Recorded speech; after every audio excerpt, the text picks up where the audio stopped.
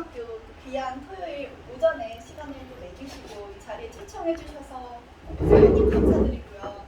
또 선생님의 애 제자들이 이 자리에 모여서 이제 미래의 새싹들을 만나게 돼서 상당히 감격스럽습니다.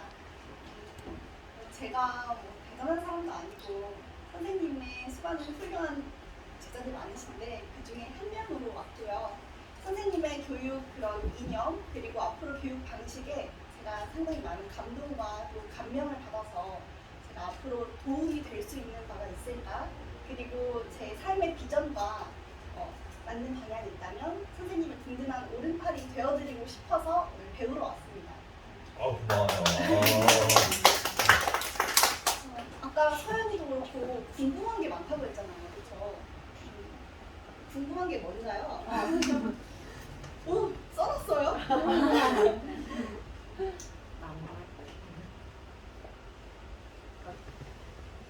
우선 지금 서울대생으로서 예전에도 할 일이 굉장히 많으셨을 텐데도 이제 여러 가지 뭐 자격증도 따셨다고 하고 그렇게 되게 쉽지 않고 굉장히 바쁘실 것 같은데 이제 그렇게까지 하면서 열심히 도전하는 이유가 무엇인지 궁금해요.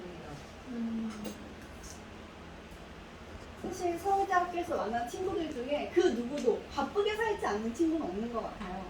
그런데 이제 그것을 왜 이렇게 열심히 하냐고 물어봤을 때 이유가 없는 사람들이 생각보다 많더라고요. 뭐 예를 들면 학점을 따기 위해서 열심히 수업을 듣고 악착같이 노력을 하는데 근데 학점을 왜 잘 받아야 돼? 이렇게 물어보면 그냥 그래야 되는 거 아니야? 마치 1등이라는 게 습관인 거죠.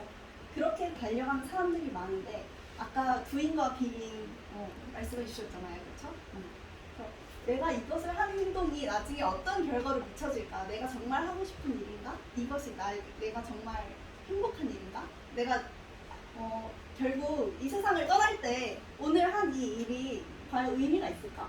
그냥 남들 따라서 똑같이 한 거면 후회가 되지 않을까라는 생각이 들어서 후회를 하기 싫어서 제 의미와 즐거움을 찾아갔던 과정이었던 것 같아요. 그래서 사실 저희 학교에서 제가 뭐 엘리트, 딱 FM은 절대 아니었고요. 오히려 쟤는 참 특이하다.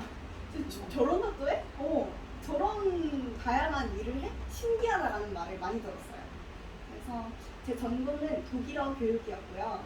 제가 복수 전공한 것은 영어 교육이었어요. 그래서 저는 외국어랑 또 교육에 마음이 뜨거워지는 그런 사람이어서 참 대학생활 내내 즐거웠고요. 이 김학식 선생님과 공부를 할 때 교대에 준비하는 친구들이 참 많이 만났어요. 예림이를 포함해서. 제가 든 생각이 참 인성이 훌륭하고 참하고 똑똑한 친구들이 모였구나 라는 생각을 했고 도끼 품은 다른 전교 1등들과 다르게 뭔가 마음이 따뜻한 전교 1등들이 모였다라는 생각이 들었을 만큼 이 교대 사대를 준비하는 친구들 또 가르쳐 주시는 선생님이 그 어디에서도 찾아볼 수 없는 특별함이 있다는 것을 저도 짧은 기간이었지만 깨달을 수 있었고요. 그때 선생님이 사실 그러셨어요. 교대에 간 친구들은 행복하게 가장 순수하고 맑은 영혼들과 만나서 일하는 직업이지만 서울대에 간 친구들은 3년 있으면 얼굴이 흑빛이 돼서 변호사 이런 준비를 하면서 인생이 힘들다. 그래서 그 말에 많은 순간 공감을 했습니다. 많은 순간 공감을 했지만 또 다른 길을 가고 또 다양한 열정으로 사는 사람들이 이 세상에 많으니까 또 앞으로의 공학자, 과학자, 의사 선생님이 또 되실 거잖아요. 꼭 교대 사대 준비가 아니라 이건 인문학적 소양 그리고 사람에게 말을 하는 글을 준비하는 시간이라고 생각해요. AI도 아까 말씀을 하셨지만 이제 컴퓨터에 조금만 치면 다 나오잖아요. 그래서 지식을 누가 많이 갖고 있느냐가 아니라 내가 갖고 있는 지식을 어떻게 가공해서 따뜻하게 전달하는 그 방법을 알고 있는 사람이 이 세계의 인재가 될 거라고 생각해요. 가장 제가 학교에서 많이 본 학생들이요. 말 빠르게 하고 자기 생각만 디렉트하게 말하는 친구들. 아니, 응. 아니 그래서 짧게 말하면 뭔데? 이렇게 말하는 친구들을 가장 많이 봤어요. 그래서 말하는 것만 봐도 쟤 왠지 공대일 것 같아. 이런 생각이 들었거든요. 그래서 여러분 선생님의 가르침을도 받는 동시대를 살아가는 이런 것도 사실 감사한 거잖아요. 선생님이 만약에 100년 뒤 아니면은 100년 전에 나오신 선생님이었다면 저희가 그런 가르침을 받을 수가 없었죠. 아까 수학을 설명해 주신 친구는 그 수학 그런 공식이나 이 원리를 아마 김항식 선생님이 하나하나 가르쳐 주시지 않으셨을 거잖아요. 방법을 가르쳐 주셨을 거고 그거를 교과서에서 봤나요? 아니면 인강을 통해서 공부를 했나요? 두 개 다 통해서 그래서 선생님이 처음에 이런 학교를 만들고 싶다고 하셨을 때 그럼 국어는 누가 가르치고 영어는 누가 가르치고 그럼 학생마다 학년 이렇게 경우의 수가 너무 많은데 어떻게 이거를 하나의 기관에서 할 수 있을까 생각을 했는데 오늘 학생 여러분들을 보니까 아 틀만 잡고 이것은 각자 채워나가는 거구나 라는 걸 깨달을 수 있었어요. 제가 김항식 선생님의 오늘 수업을 직접 지켜보면서 선생님의 수업은 파워포인트가 아니라 프레지 같다라는 생각을 했거든요. 혹시 프레지라는 프로그램을 보신 적 있나요? 프레지? 파워포인트는 슬라이드가 있으면은 이렇게 넘어가는 식이잖아요. 자, 그 다음은요, 그 다음은요, 그 다음은요. 의문은 뭐고요? 음절은 뭐고요? 분절, 의문, 비분절. 근데 프레지는 하나의 도화지가 있으면은 선생님이 키워드를 하나 딱 던지시고 그 다음에는 옆에 보이지 않던 작은 글씨들이 확대가 되는 거예요. 그럼 이게 확대가 되면은 이게 또 하나의 큰 키워드가 되고 여기서 연결이 되는 거예요. 선생님의 수업은 마치 프레지 프로그램이 잘 구현을 할 수 있을 것 같다. 맞아요. 프로그램 식으로는 이런 생각이 들었고 이게 이제 전체적으로 수업이 끝날 때 보면은 이게 쫙 축소가 되면서 하나의 나무가 되거든요. 그래서 선생님의 교육은 기존의 이런 파워포인트식의 교과서가 담을 수 없는 이런 프레지 큰 도화지가 담을 수 있는 그런 수업이다 라는 생각이 들어서 아마 선생님이 그걸 염두에 두고 수업을 기획하시고 운영하진 않으셨을 거예요. 그러니까 이 프로그램이 생긴 거는 최근이지만 선생님은 이미 그런 원리를 깨닫고 계셨던 거죠. 그리고 점점 이런 기술이 선생님의 수업을 구현할 수 있고 시각적으로 담을 수 있는 기술들이 생겨나고 있어요. 그래서 앞으로 선생님이 대치동 한복판에서 가장 최신의 기술과 가장 혹독하게 교육을 받는 그 학생들 사이에서도 최고의 선생님으로 인정을 받을 수 있는 그 근거가 아마 학생 여러분들 제가 하나하나 말씀드리지 않아도 다 깨닫고 있을 거라고 생각을 합니다.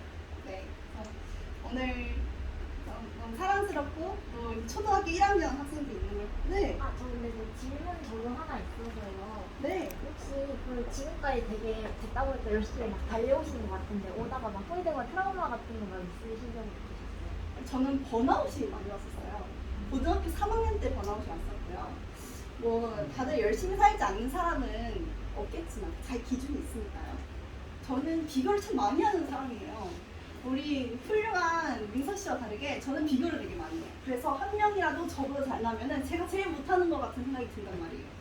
그래서 이렇게 같은 기준으로 가게 되면 1, 2등이 있지만 서로 다른 방향으로 가면은 모두가 넘버원이 되는 것처럼 우리도 그런 것에 목표를 갖고 하면 되지 않을까. 저는 번아웃이 많이 오는 사람이고요. 역시 비교도 많이 하고 욕심도 많은 사람이어서 힘든 점이 많은데 이제 공부를 하시고 이제 성장을 하실 때 이런 반면교사 삼아서 비교를 하지 않는 그런 선생님들을 보시고 비교를 하는 사람과 비교를 하지 않는 사람 각각 어떤 특성이 있을까 한번 분석해 보시면 그것도 재밌을 것 같네요. 네. 또 궁금한 거 이제 없으신가요 혹시? 네. 이게 눈에 보이는 건 어쩔 수 없잖아요, 그죠? 비주얼이 워낙에 세잖아요. 근데 서울대 타이틀이라는 것도 워낙에 센데 비주얼도 세. 근데 두 번째 서울대 비주얼, 그다음 세 번째 자기 개발. 이걸 다 한꺼번에 보너지었잖아요. 날 바라보는 시각들이 어떻든가요? 세상적인 기준에서 보면은 뭐 공부 잘했고 이제 인성이 파탄나지 않았고 이 선생님께 배워서 좀 따뜻하게 말을 하는 법을 노력을 했고 하다 보니까 주변 은사님들이나 교수님들이나 제가 뭐 어떤 직업을 한다고 하면은 야 그거 하기는 아깝지 이런 말이 가장 스트레스였어요. 제가 사범대잖아요. 교사 하기는 아깝지. 뭐 변호사? 그래도 그거 아나운서? 제가 하고 싶은 일과 사회에서 기대하는 그런 것들이 일치가 되지 않을 때가 제일 힘들었는데 최근에 김왕식 선생님이 말씀해주신 이 청남학교 그리고 제가 생각하는 교육적인 그런 비전과 이상이 저의 그런 막연했던 꿈과 정확하게 맞아떨어지고 이것은 내가 이 직업은 한번 1, 2년 거쳐가기는 좋은데 이런 것이 아니라 그래 이거라면은 내가 할 수 있음에 정말 감사하고 내 인생을 걸만한 그런 교육적인 사명이구나라는 생각이 들었습니다. 그래서 벌써 하나의 네이밍을 할 수 없는 거잖아요. 이게 사교육 강사라고 과연 누가 이게 사교육 강사라고 말할 수 있을까요? 학교 선생님이라고 정확하게 네이밍할 수 없지만 그 모든 것을 아우르는 이런 것들을 또 귀하신 분들과 함께 만들어갈 수 있다면 하루하루가 설렐 것 같습니다. 성감이십니다. 네, 선생님. 아니 저도.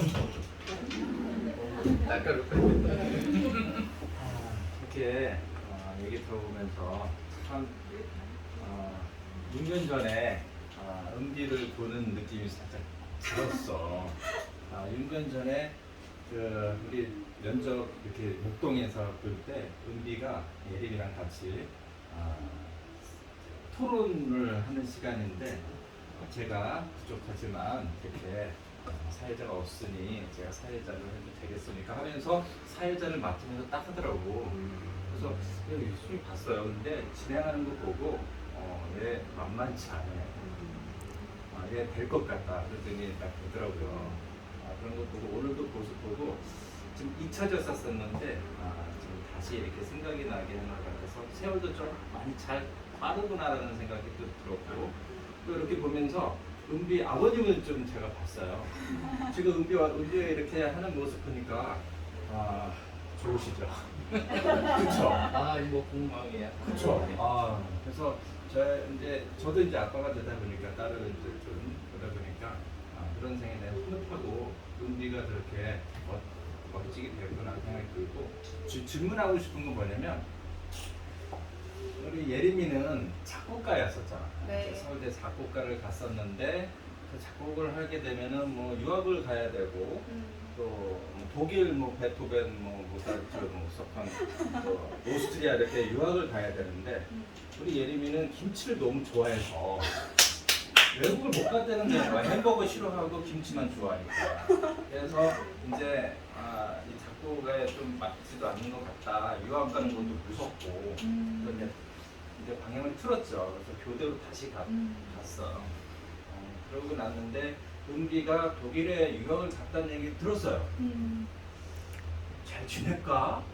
거기 가서 낯선 곳에 가가지고 그리고 유학 보내게 되면 거기서 특히 독일 가면 거기서 살게 될 텐데 딸내미 얼굴 못 볼 텐데 아빠 어떡하지? 그런 생각 좀 들었었는데 요즘에 뭐 그렇게 독일 가서 뭐 이렇게 생활했던 거 뭐 그런 거 살짝 얘기해주고 어떻게 또 극복을 했는지 그리고 한국에 와서 이렇게 또 한국에서 자리를 잡으려 하는 모습이 좀 보이는 것 같은데 잘 될 것 같지만 요즘에 상황도 얘기를 해줬으면 좋겠습니다.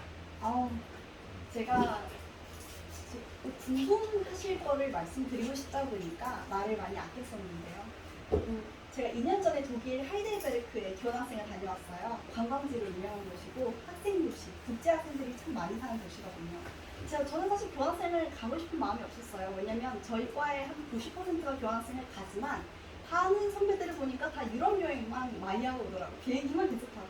근데 저는 지금 이 학생 시기에 굳이 시간과 돈을 들여서 내가 그렇게 여행을 많이 해야 되나? 라는 생각이 들어서 불필요하게 느껴졌거든요. 그래서 제가 교환학생을 간 하나의 목적은 나는 독일에 정말 사는 것처럼 살고 오자. 난 여행이 아니라 교환학생이 아니라 정말 학생처럼 살고 오자. 그 목적이 하나였어요. 그래서 첫 번째, 한국인과 다니지 않는다. 두 번째, 한국어를 하지 않는다. 세 번째, 그 로컬 친구들이랑 놀자. 그래서 저는 이제 뭐 전공이 독일어다 보니까 또 언어를 좋아하다 보니까 적응을 하는데 좀 유리한 면이 있었지만 최대한 그 현지 친구들이랑 지냈던 게 도움이 많이 됐던 것 같고요. 음식 같은 경우에는 저도 엄청난 한식파여서 항상 된장찌개 김치를 많이 해먹었습니다. 그리고 주위에 한인마트도 많이 있어요. 거기에서 소중한 친구들을 많이 만났고 특히 스페인 친구들이랑 많이 친해져서 이 친구 집에서 며칠, 이 친구 집에서 몇 주 해가지고 저는 계속 친구들과 그 부모님과 그 할머니와 그리고 심지어는 그 현지 독일 학교 선생님과 친해져서 그 독일 학교에서 수업을 해보고 매주 학교 채플에 나가고 언어에 대한 두려움이 없거나 또 친구를 사귀는 것이 즐겁다면 교환학생을 적극 추천합니다. 하지만 가기 전에 언어는 필수적으로 해야 된다고 생각해요. 독일에서 영어, 물론 독일 사람들이 영어 다 잘하지만 독일에서 독일어를 못하면 한계가 많이 있더라고요. 심지어는 병원에 예방주사 예약하는 것부터 제가 친구들 다 도와줘야 했어요. 한국 친구들. 그래서 아까 선생님도 말씀하셨지만 외국어를 하는 거.